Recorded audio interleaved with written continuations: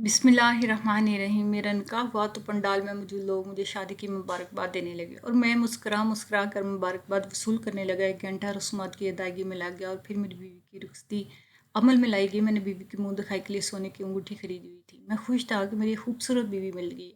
हम दोनों प्यार मोहब्बत से एक साथ रहेंगे, हमारे बच्चे होंगे, हमारी फैमिली मुकम्मल हो जाएगी। कार में बैठे मैं शर्माती लचकाती बीवी को देखकर सोच रहा था, शादी से पहले जब अम्मी ने सारे की तस्वीर दिखाई तो वो मुझे पहली ही नज़र में बहुत पसंद आई थी। घर पहुंचते ही दुल्हन मेरे कमरे में पहुंचा दी गई। मैं बीवी के पास पहुंचा, उसका घूंघट उठाया तो मेरी रूह तक सरशाद हो गई। बहुत ही खूबसूरत लग रही थी। खूबसूरत बीवियाँ भी खुशकिस्मत मर्दों के लिए होती हैं। शायद मैं भी उन खुशकिस्मत मर्दों में शामिल था। मैंने जेब से सोने की अंगूठी निकाली और उसकी उंगली में पहनाते हुए कहा, सारा बेगम, मैंने मुंह दिखाई के लिए सोने की अंगूठी खरीदी थी। अगर अगर तुम्हारी और कोई ख्वाहिश है तो वो भी बता दो, मैं पूरी कर दूंगा। बीवी ने लड़ती पलकें उठाई और कहने लगी, कि आप सच कह रहे हैं कि अगर मैं कोई फरमाइश कर दूँ तो आप पूरी कर देंगे?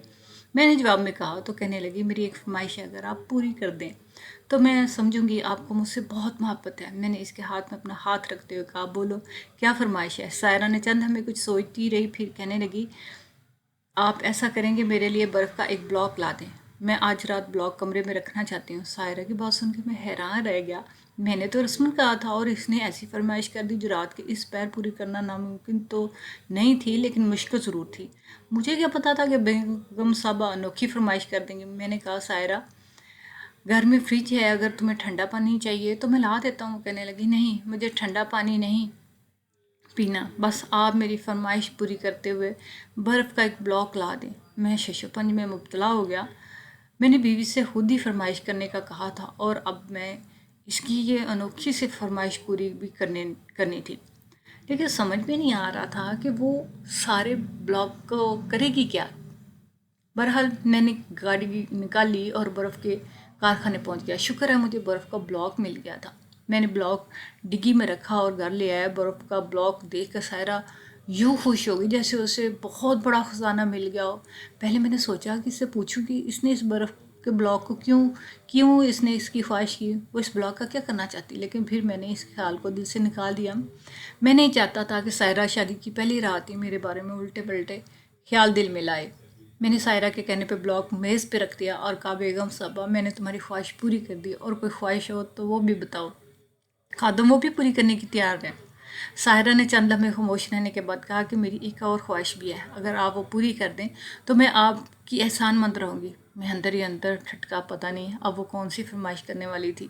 मैंने कहा, हाँ बोलो, मैं तुम्हारी वो फरमाइश भी पूरी कर दूंगा। सायरा खुश हो गई और कहने लगी, मेरी दूसरी फरमाइश ये है कि जब तक ये बर्फ़ पिघलेगी नहीं, हम दोनों अलग अलग कमरे में सोएंगे। आपने पहली रात मेरी फरमाइश पूरी करके मेरा दिल जीत लिया और मैं आपको पसंद करने लगी हूँ, लेकिन मैं चाहती हूँ कि जब तक हम एक दूसरे को समझ ना लें, अभी कोई रिश्ता कायम ना करें। आप ऐसा करें कि आज की रात दूसरे कमरे में सो जाए और मैं इस कमरे में सोती हूँ। मैंने सोचा कि शायद वो मुझे आजमा रही है, इसीलिए उसने दूसरी फरमाइश की, और फरमाइश भी ऐसी कि अभी हम दोनों एक दूसरे के साथ कोई रिश्ता कायम नहीं कर सकते जब तक सायरा मेरी तरफ से मुतमिन ना हो जाए थी।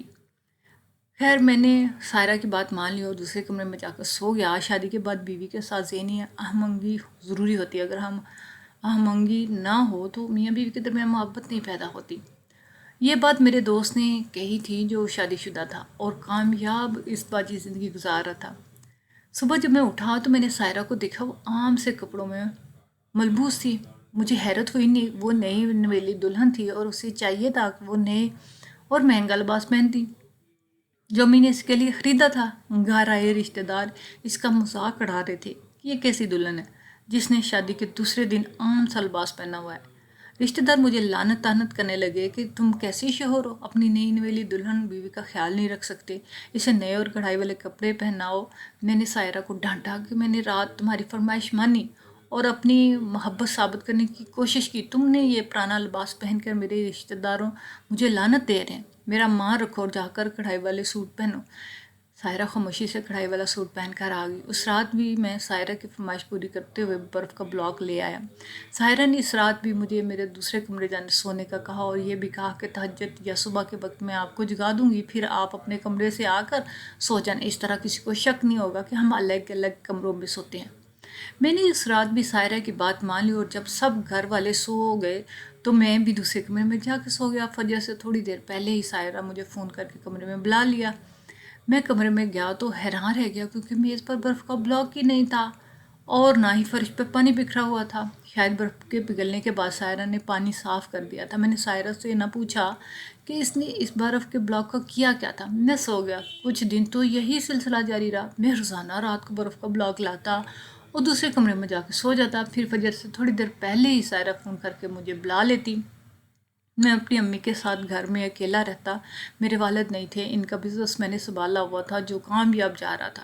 سائرہ میری امی کی سہیلی کی رشتہ دار کی بیٹی تھی۔ امی کی سہیلی نے ہی ہمارا رشتہ کروایا تھا۔ انہوں نے سائرہ کے بارے میں بتایا تھا کہ وہ بہت خوبصورت ہونے کے ساتھ ساتھ نیک اور اچھی لڑکی ہے، وہ آپ کے گھر کو جنت بنا دے گی۔ ایک دن میں آفس سے گھر جلدی آ گیا، سائرہ گھر پہ نہیں تھی۔ میں نے امی سے پوچھا کہ انہوں نے بتایا کہ سائرہ تو صبح سے کہیں گئی ہوئی ہے، وہ کہاں گئی ہے؟ یہ اس نے نہیں بتایا۔ مجھے حیرت بھی ہوئی اور غصہ بھی آیا کہ اگر سائرہ کو کہیں جانا بھی تھا تو کم از کم وہ کسی کو نہ بتاتی، امی کو تو بتا کے جا سکتی تھی۔ خیر، شام سے ذرا پہلے وہ گھر آئی تو میں نے اس سے پوچھا کہ خیریت تو تھی، تم صبح سے کہاں تھی؟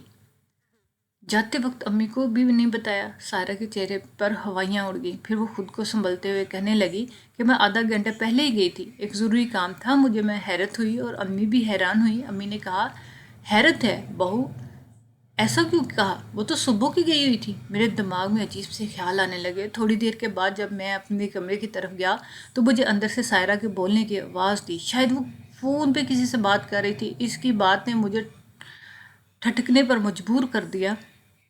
وہ کسی سے بات کر رہی تھی۔ خدا کے لیے میرے شوہر کو میرے راز کے بارے میں کچھ نہ بتانا، میں تمہیں ملتی رہوں گی۔ میں وعدہ کرتی ہوں۔ سارہ کی بات سن کر مجھے زوردار جھٹکا لگا۔ ساری بات میری سمجھ میں آ گئی کہ اس کا کسی لڑکے کے ساتھ چکر ہے، اسی لیے اس نے مجھ سے رشتہ قائم بھی نہیں کیا تھا۔ میں نے اپنے اندر اٹھتے ہوئے احوال کو کنٹرول کیا۔ کچھ دیر کے بعد میں کمرے میں چلا گیا۔ سارہ کرسی پر پریشان حالت میں بیٹھی ہوئی تھی۔ مجھے دیکھتے ہی اس نے خود کو نارمل کرنے کی کوشش کی۔ میں نے اس وقت تو سائرہ سے کوئی بات نہ کی اور نہ ہی اسے شبہ دلایا کہ میں نے اس کی ساری باتیں سن لی ہیں، لیکن میں پہلے سے زیادہ الجھن کا شکار ہو چکا تھا۔ وہ مجھ سے روزانہ سونے سے پہلے برف کا بلاک منگواتی۔ پہلے یہ پریشانی تھی، پھر اس نے مجھے دوسرے کمرے میں الگ سونے کا کہا۔ اب تیسرا مسئلہ یہ پیدا ہو گیا تھا کہ وہ کسی لڑکے سے بات کرتی تھی۔ مجھے سمجھ نہیں آ رہا تھا کہ آخر اس کے ساتھ کیا مسئلہ تھا۔ 2 دن کے بعد میں نے سائرہ سے بات کی کہ میں تم سے ایک بات کرنا چاہتا ہوں۔ اگر تم شادی سے پہلے کسی لڑکے سے محبت کرتی تو مجھے بتاؤ، میں کچھ کرتا ہوں۔ آخر ہم کب تک ایسے رہیں گے؟ اگر امی کو پتہ چل گیا ہم دونوں الگ کمروں میں سوتے ہیں تو وہ ناراض ہو جائے گی۔ میری بات سن کر سائرہ کشمکش میں مبتلا ہو گئی۔ اس کے چہرے پر ایک رنگ آ رہا تھا اور ایک جا رہا تھا۔ چند لمحوں کے بعد کہنے لگی، نہیں جاوید، ایسی کوئی بات نہیں، میں شادی سے پہلے کسی کو پسند نہیں کرتی تھی۔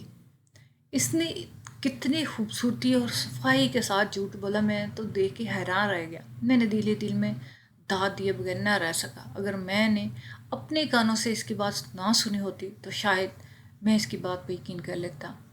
وہ مزید کہہ رہی تھی، پلیز آپ مجھے تھوڑا سا وقت دیں تاکہ میں خود کو ذہنی طور پہ تیار کروں اور آپ ناراض بھی نہ ہوں، کیونکہ میں آپ کو ناراض اور اداس نہیں دے سکتی۔ جواباً میں طنزیہ مسکرا دیا۔ کچھ دن مزید گزر گئے تھے کہ وہ امی کو بتائے بغیر گھر سے باہر چلی گئی اور تقریباً 3 گھنٹے کے بعد گھر واپس آئی۔ امی نے جب مجھے بتایا تو میں نے سائرہ سے پوچھا۔ وہ امی کے سامنے کہنے لگی کہ میں امی کو بتا کر گئی تھی کہ میں اپنی ایک سہیلی سے ملنے جا رہی ہوں۔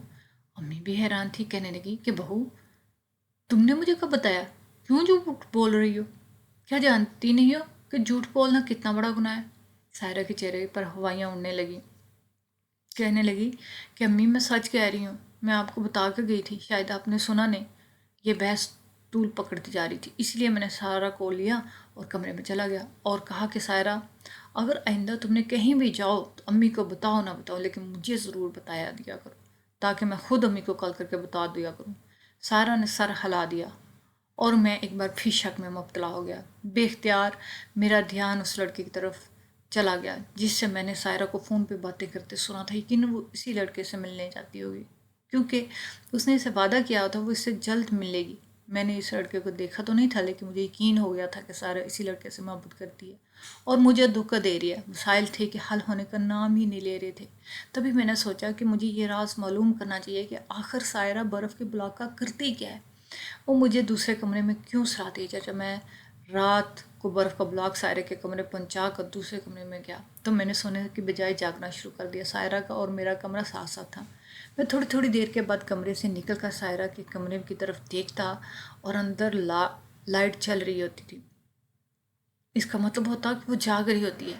پھر جب رات کے 12 بجے لائٹ آف ہوگی تو میں سمجھ گیا کہ سائرہ اب سو گئی ہے۔ میں نے کھڑکی سے اندر جھانکنے کی کوشش کی لیکن میری امیدوں پہ پانی پھر گیا کیونکہ سائرہ نے سوتے وقت کھڑکی کا پردہ برابر کر دیا تھا، اس لیے اندر کا منظر دکھائی نہیں دے رہا تھا۔ اگلے دن میں نے ایک اور کام کیا۔ کمرے کی دوسری کھڑکی گیلری میں کھلتی اور اس پر گول گرل نہیں لگی ہوئی تھی، اس لیے میں نے رات کو سونے سے جانے سے پہلے وہ کھڑکی کھول دی تھی تاکہ جب سائرہ رات کو سو جائے تو میں کھڑکی کے راستے کمرے میں جا کر دیکھوں گا کہ وہ برف کے بلاک کا کرتی کیا ہے۔ بلاک پہنچانے کے بعد میں کمرے میں جا کر سائرہ کے سونے کا انتظار کرنے لگا۔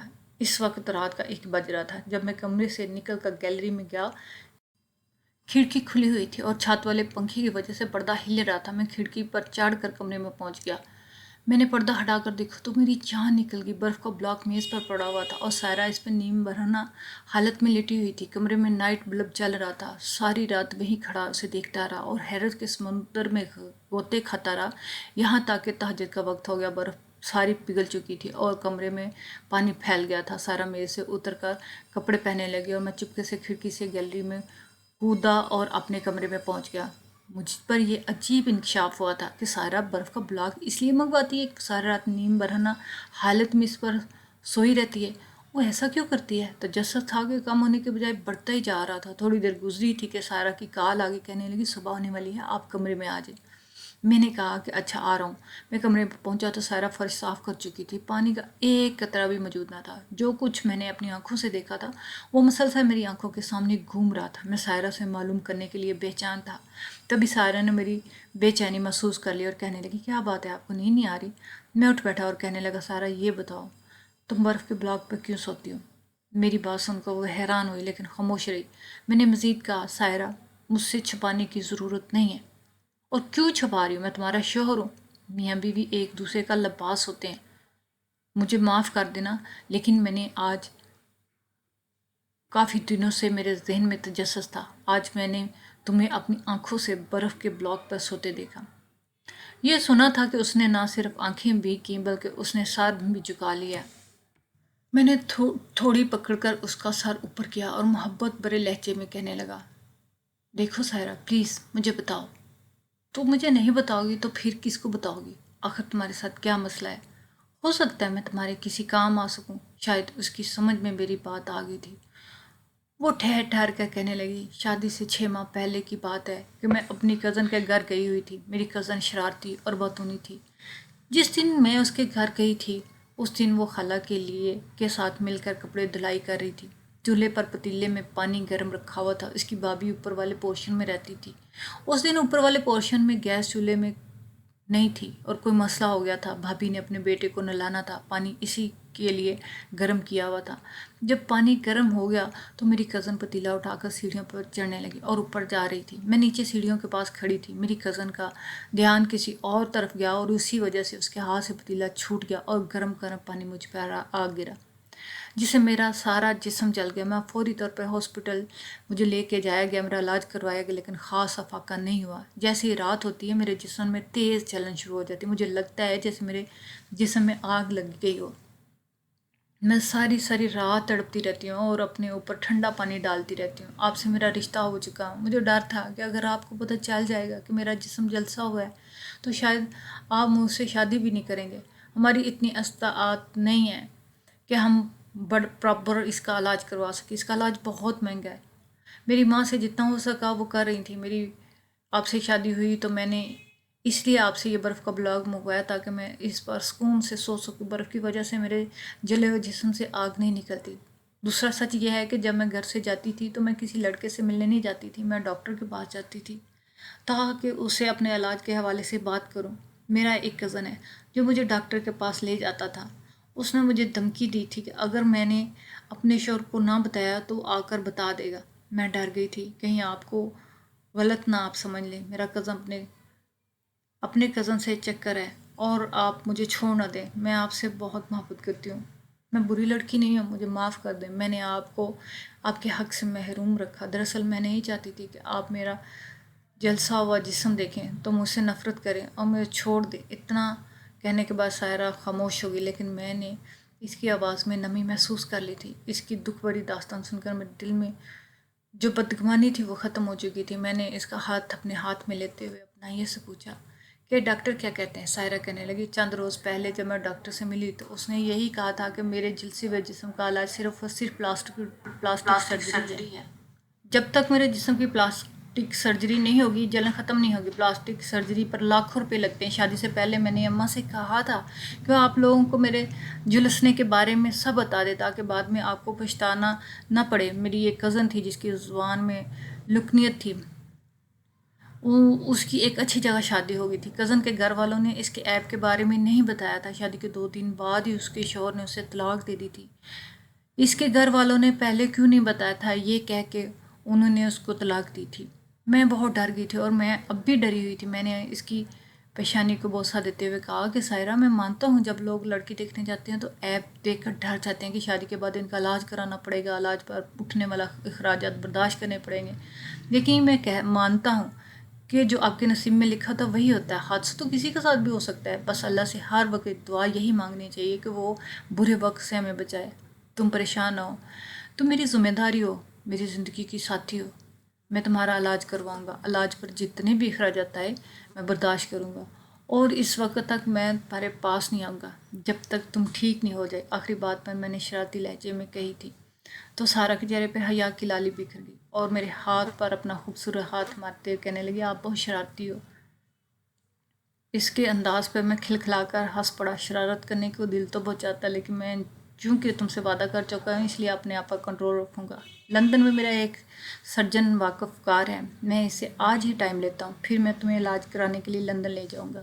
اور ہاں، اس بارے میں ممی سے کوئی بات نہ کرنا، ایسے میں وہ خواہ کسی اور وہم میں نہ مبتلا ہو جائے۔ سارہ کے چہرے پر کوسے قزح کے رنگ بکھرنے لگے تھے۔ وہ ممنون نظروں سے مجھے دیکھ رہی تھی، پھر کہنے لگی، آپ دنیا کے سب سے بہترین شوہر ہیں، اللہ آپ کو سلامت رکھے، آپ کی لمبی زندگی عطا کرے۔